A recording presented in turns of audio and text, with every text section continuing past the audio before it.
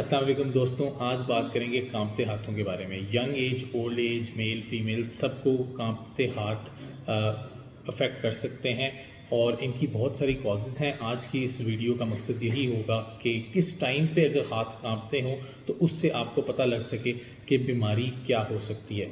तो सबसे पहले तो ऐसे कांपते हाथों के बारे में डिस्कस करेंगे जो कि रेस्टिंग पोजीशन में होते हैं और अमूमन इस तरह आपको नज़र आएंगे। रेस्टिंग पोजीशन के ऊपर हाथ कांपेंगे, एक हाथ दूसरे हाथ से ज़्यादा कांपेगा और ऐसे लगेगा जैसे दवाई को हाथों में फेर रहे हों। अमूमन ओल्ड एज के अंदर ये ज़्यादा होते हैं और इसके साथ ही रिजिडिटी, हाथ जो हैं और टांगें भी सख्त हो जाती हैं।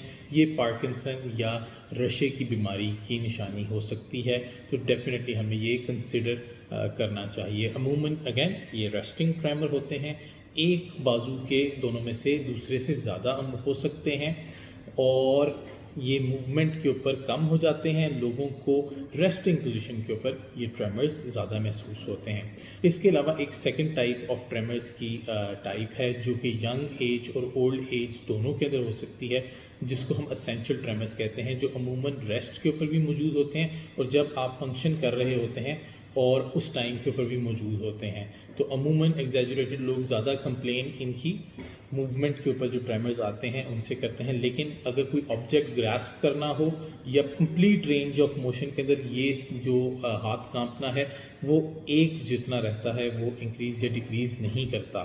तो ऐसे जो ट्रेमर्स हैं वो अमूमन फैमिलीज़ के अंदर भी रन करते हैं, फेमिलियल होते हैं। Benign essential tremors, senile essential tremors होते हैं, ओल्ड एज के साथ आते हैं और इनका ट्रीटमेंट जो है ज़ाहिर बात है पार्किंसन वाले और रशे वाले ट्रेमर्स से डिफरेंट होता है। उसके अलावा बहुत सारी मेटाबॉलिक प्रॉब्लम्स हैं, हाइपरथायरॉयडिज्म के अंदर, किडनी फेलियर के अंदर, लिवर फेलियर के अंदर भी कुछ इनसे मिलते जुलते ट्रेमर्स आ सकते हैं। इस वजह से चेक करवाना ज़रूरी है और उनके सटल डिफरेंसेस होते हैं, वो इस वीडियो के स्कोप से बाहर होंगे। एक तीसरे टाइप के ट्रेमर्स बड़े कॉमन होते हैं और वो सेरिबेलर यानी छोटे दिमाग, जो पीछे दिमाग है उसके ट्रेमर्स होते हैं। रेस्ट के ऊपर ये ट्रेमर्स मौजूद नहीं होते। जैसे ही आप किसी ऑब्जेक्ट को पकड़ने का सोचते हैं और ये ट्रेमर्स हल्के से स्टार्ट हो जाते हैं और जब आप ऑब्जेक्ट के करीब जाते हैं तो ये ट्रेमर्स जो हैं वो ज़्यादा हो जाते हैं, जो हाथ कांपना है वो ज़्यादा हो जाता है। अगेन देखें कि आपके रेस्टिंग पोजीशन के ऊपर नहीं है, जब आपने किसी चीज़ को पकड़ने का सोचा तो हल्के स्टार्ट हुए और चीज़ के पास आकर बिल्कुल एक डिफ़िकल्ट सिचुएशन कॉज कर देते हैं। इनको कहते हैं जी इंटेंशन ट्रेमर्स और ये ज़्यादातर सेरिबेलर डिसऑर्डर्स, छोटे और पीछे वाले दिमाग के डिसऑर्डर्स की वजह से होते हैं। ये 3 मेन टाइप्स हैं हाथ कांपने के। इनके अलावा भी बहुत सारे टाइप्स हैं, लेकिन हमें डिफ्रेंशिएट करना बहुत ज़रूरी है और आज की ये वीडियो से यही मैं बताना चाह रहा था। और अगर डॉक्टर्स या मेडिकल स्टूडेंट्स भी देख रहे हैं तो उनके लिए भी बहुत हेल्पफुल होगा कि इन तीनों टाइप्स की रिकग्निशन बहुत इंपॉर्टेंट है और इनके ट्रीटमेंट्स और कॉजेज़ कम्प्लीटली डिफरेंट हैं। अच्छी चीज़ ये है कि तीनों टाइप्स ऑफ ट्रेमर्स के अंदर जो मेन टाइप्स हैं उनमें अच्छे रिजल्ट्स मिल जाते हैं ट्रीटमेंट के बाद। पार्किंसंस वाले ट्रेमर्स के अंदर सिनामेट, नियोडोपा या मुख्तलिफ एंटी पार्किंसन ड्रग्स यूज़ की जाती हैं। एसेंशियल ट्रेमर्स के अंदर प्रोप्रानोलोल जो एंड्रोल है, उसके अलावा प्रेमाडोन वगैरह ड्रग्स यूज़ की जा सकती हैं और सेरिबेलर ट्रेमर्स के अंदर अमेंटाडीन समेत वो दूसरी ड्रग्स जो हैं वो इस्तेमाल की जा सकती हैं। लेकिन अगर हाइपरथायरॉयड ट्रेमर्स आ रहे हैं और ट्रेमर्स जो हैं वो लिवर या किडनी की वजह से आ रहे हैं तो उनका ट्रीटमेंट जो है वो थोड़ा डिफरेंट होता है।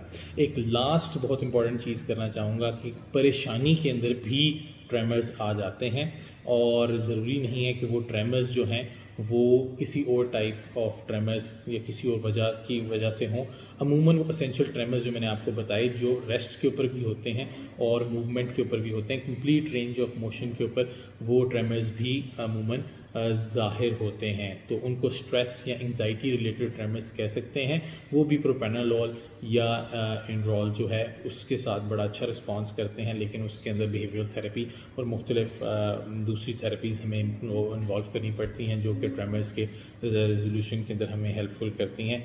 تو ڈفرینشیٹ کرنا ضروری ہے کہ کیا وہ 3 کازز تھیں یا جسٹ اسٹریس ٹائم کے اوپر عموماً اس کا اندازہ ہو جاتا ہے. تو آئی ہوپ کہ اس ویڈیو سے آپ کلیئر ہوئے ہوں, اور اگر آپ کسی کو جانتے ہیں جس کو ایسے ٹریمرز فیس کرنے پڑتے ہیں اولڈ ایج کے اندر یا ینگ ایج کے اندر, تو ان سے آپ یہ ویڈیو شیئر کر سکتے ہیں. آپ یہ جان سکتے ہیں کہ ٹریمرز موسٹ لائکلی کس وجہ سے ہیں. تو اگین اس ریلیونٹ ڈاکٹر کے پاس جانا بھی آپ کا ایزی ہو سکتا ہے. تو I hope this helps and you enjoy the video.